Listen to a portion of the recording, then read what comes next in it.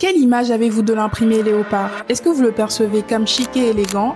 Ou est-ce que vous êtes plutôt de la team, c'est vulgaire, provoquant, voire même de mauvais goût? C'est l'un des motifs les plus socialement contradictoires et aujourd'hui je vous raconte comment il est arrivé dans la mode. Le motif léopard remonte à l'Égypte antique. On le retrouve sur des représentations de personnes portant des tuniques. Mais surtout en Afrique subsaharienne, les peaux de léopard étaient réservées aux chefs de tribu. Dans les années 1930, la peau de léopard reste un luxe. Les industriels ont alors une idée, l'imprimer sur du tissu plutôt que d'utiliser la vraie peau. C'est là que le motif devient vendable à grande échelle. C'est avec Christian Dior que le motif s'impose dans la haute couture. Il l'intègre à l'une de ses collections en 1947.